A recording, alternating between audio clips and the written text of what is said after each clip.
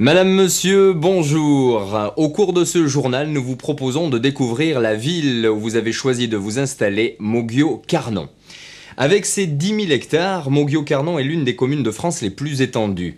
Située dans le pays de l'Or, en Petite Camargue, aux portes de Montpellier, elle a connu de notables évolutions sans jamais renier son caractère rural.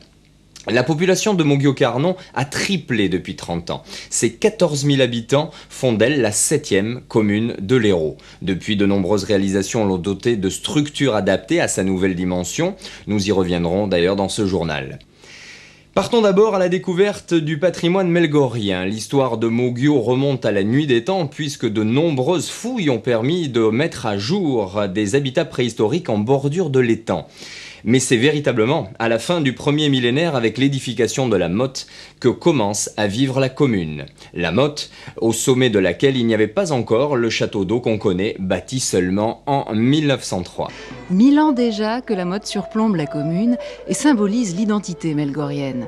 À l'époque, le territoire des comtes de Melgueil était immense et en partie occupé par l'étang de l'Or. Il s'étendait de Maguelone ou Sainte-Marie-de-la-Mer, englobant Montpellier, petit bourg que Bernard de Melgueil offrit en 985 à son vassal méritant Guillaume. Cette motte féodale, aux dimensions uniques en Europe, 24 mètres de haut, 100 mètres de diamètre, fut édifiée avec les sédiments du Salaison pour y installer le premier château des comtes de Melgueil, et c'est autour d'elle que la vie s'installa. Le rayonnement énorme de Moguio au Moyen-Âge est incontestable puisqu'on a retrouvé des deniers melgoriens en Turquie, en Tunisie et en Angleterre, et que c'est cette monnaie qui aurait servi à payer la rançon de Saint-Louis, retenu prisonnier en Terre Sainte. Ville catholique jusque-là, Moguio devint un véritable fief protestant au début des guerres de religion et le resta jusqu'à la révocation de l'édit de Nantes en 1685. C'est au XIXe siècle que les vignes permirent à la commune de sortir de son endormissement. Les splendides maisons datant de cette époque témoignent de la prospérité des propriétaires viticoles avant que les ravages du phylloxéra n'atteignent Moguio en 1906. À la même période, arrivèrent les premiers émigrants espagnols, pour la plupart originaires de Lorca, qui fuyaient la misère de leur pays. D'autres exilés suivirent au moment de la guerre d'Espagne, puis pour échapper au régime franquiste. Restent de ce début de siècle les images sépiades des échoppes des commerçants, des artisans, des bistrots, du lavoir, des halles où les dames du village aimaient se retrouver.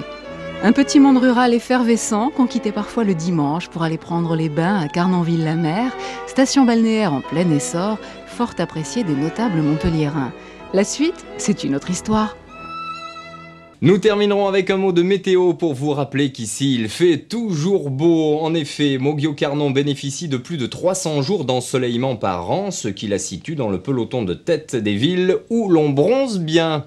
Ce journal est à présent terminé. Merci de l'avoir suivi. Nous espérons vous avoir fait partager notre attachement à Moguio-Carnon. À très bientôt. Au revoir.